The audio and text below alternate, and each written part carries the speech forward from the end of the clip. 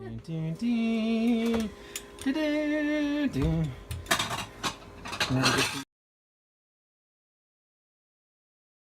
gotta do some prep work for our vegan pizza today, and it's early, so everyone's sleeping. So get yourself a big bowl. Pizza is easy, but you need to use a good flour. I like this unbleached flour because it doesn't taste like crap.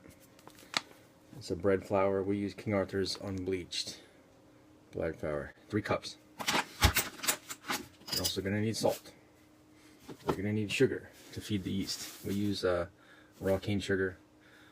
Most vegans don't like regular sugar because it's not, they use like bone char or something to process regular sugar. So you want to use raw cane sugar if you can. That feeds the yeast. So if you use active dry yeast, you don't have to activate it.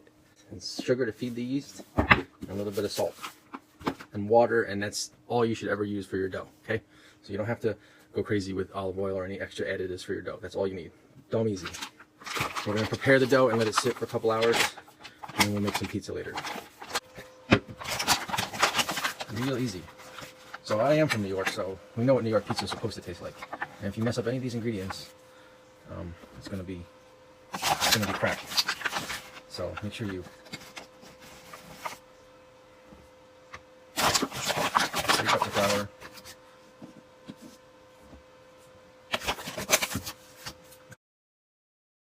It's okay. 1 teaspoon of salt.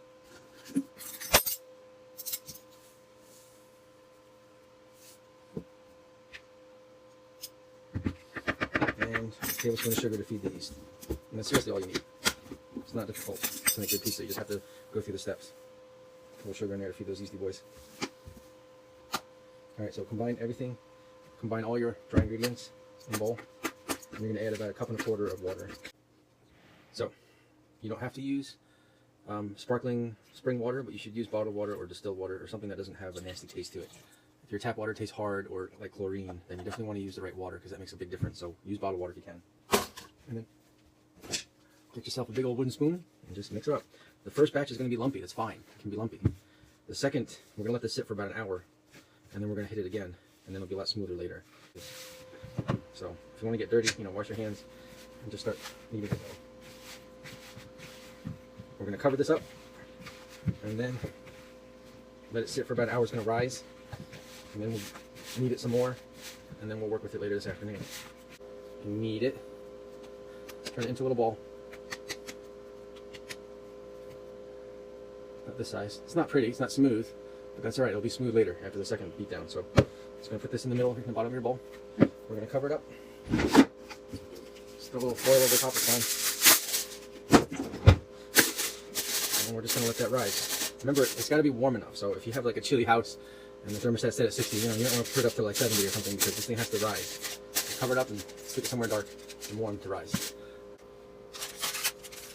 how it goes up a little bit?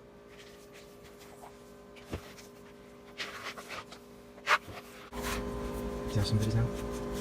Much better. Do you have to dust it or anything? No, you don't dust it. Just transfer it into a metal bowl. Any particular reason why? I just like metal over plastic.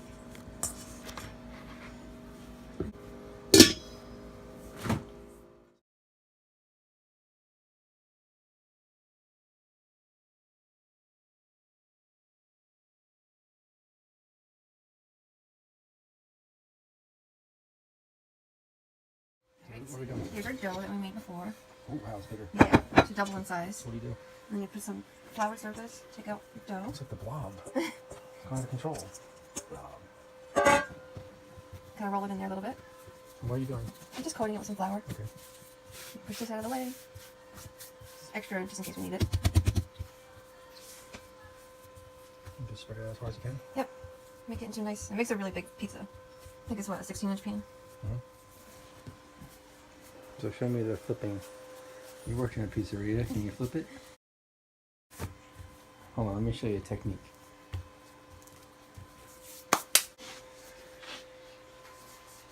So this is our holy pan. Oh, holy pan. So we like to use this instead of a stone because if you have a stone, it's got to heat. You got to preheat it for a long time. It's hard to clean if you get it stuck on there. And whatever. So if you don't have a stone, get one of these holy pans, because that makes for a nice thing. But make sure you coat it a little.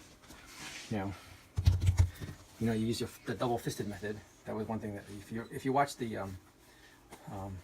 pizza championships, they're always doing these things. And I like flipping it around and making a thing, but try not to get any holes in it.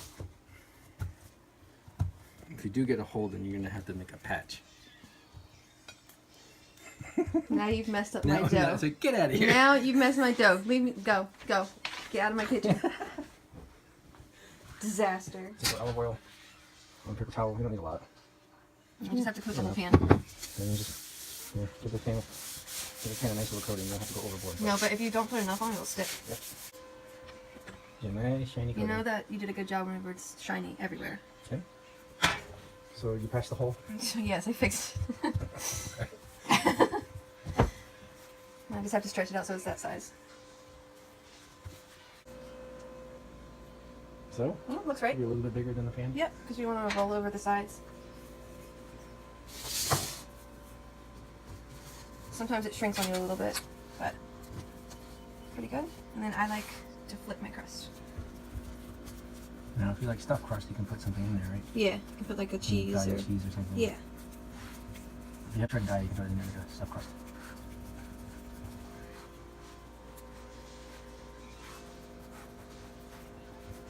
Any tips on working in a pizzeria? Well, in the pizzeria, they usually don't fold it. They usually just pull it to the side and kind of push it in like that. But then you don't get the nice thick crust. What happens when you get a really thin spot like that?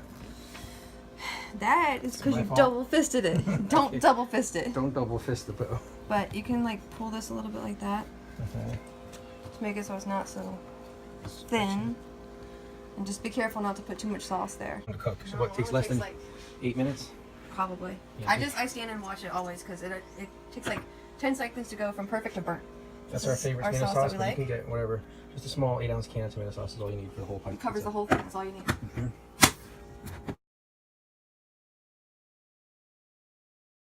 Excellent.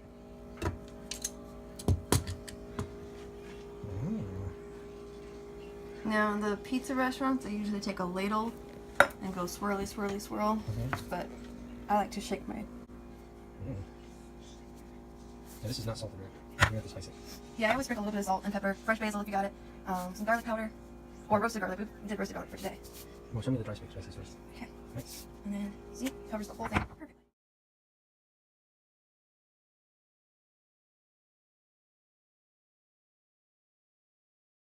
Salt and pepper? Alright, so always salt and fresh cracked pepper.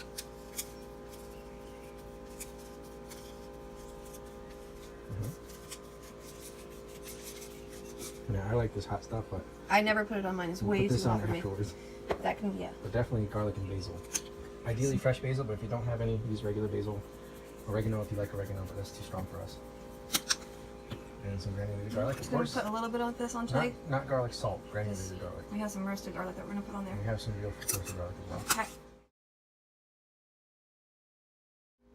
These are our toppings we have here. We got some roasted garlic, peppers, caramelized onions, broccoli, and some olives. If you're gonna put broccoli on it, make sure you cut it really tiny, okay?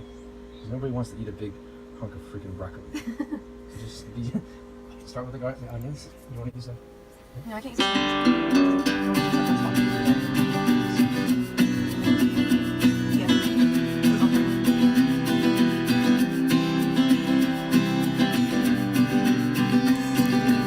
Take garlic out.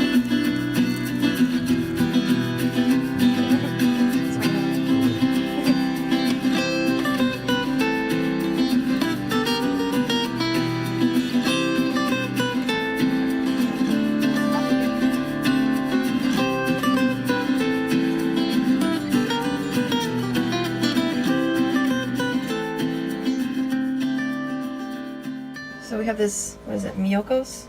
Jasmine thinks it's real cheese. Vegan Mozz. It actually doesn't smell like feet, so I like it. And you and the dog seem to think it's real. Here, let's give him a piece. Alright, let's do the dog They test. can't have any of the pizza because it's got onion in it, but let's see if it passes the dog test. Jasmine? Yep. Yep. And Lulu? This is your vegan cheese. You can shred it, or you can just put big pieces. I like big pieces like in the New York City style, or Or margarita style. Because I can barely even get it off. So this stuff you can't really shred because it's very sticky. It's sticky and it pulls apart really easily. Just slice it and stick it on top like a margarita style. There you go. Just like that. It's not so expensive. Alright, and now into the oven. Bottom shelf? Yeah. For how long? The bottom shelf and then.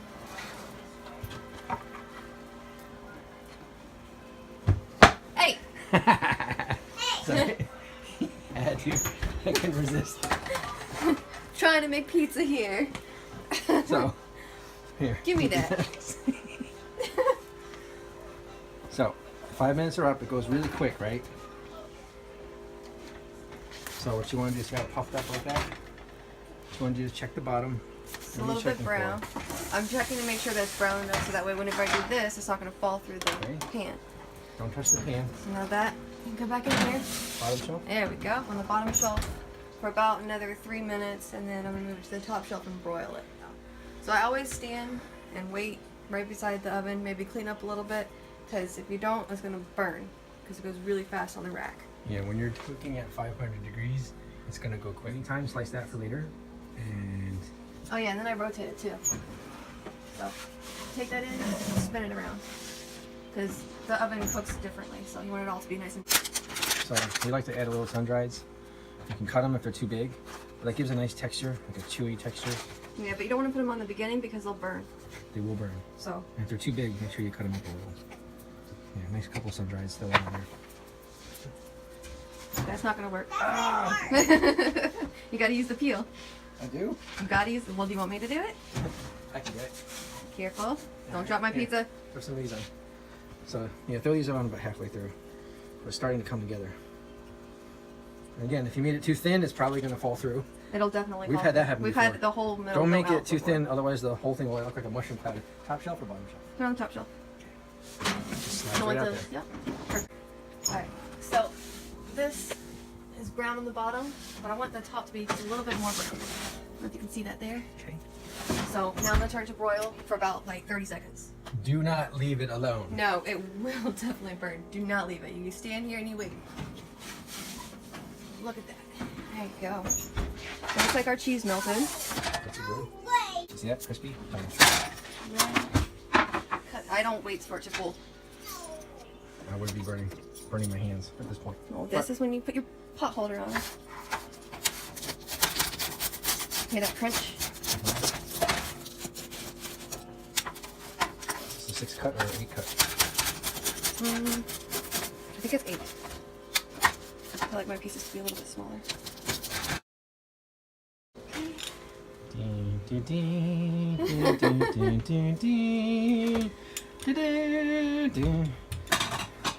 Now I get to use my Star Trek pizza cutter.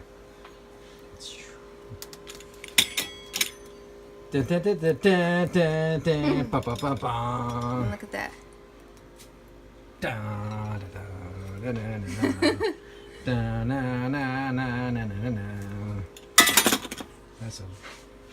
That's a beautiful pizza. Now, so the last thing you add is avocado for extra creaminess. If you don't have vegan cheese, you can just use the avocado and just go extra on the avocado. Can you see that crispy? It's about as thin as it gets. If you make it too thin, it'll be like a cracker, so not too thin. It's like a 1/4 inch maybe? Yeah. Oh no, all your stuff's on. Oh, I'm moving all my stuff. Man overboard.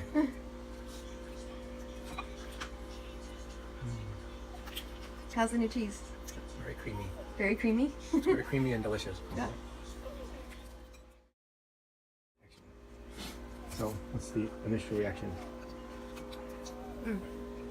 It's delicious pizza. The cheese is extremely creamy. And I think I actually just like the avocado on it instead. So if it's you not don't really have necessary. if you don't have any vegan cheese, Avocado's just fine. you can get away with just using avocado and skipping the cheese. Now, I'm going to need something to wash this down with. You want a drink? Yes, please. Ow! God damn it! Seriously? Payback. Do this one to Jasmine. Ready? Jasmine, pizza bone. Pizza bone. Oh.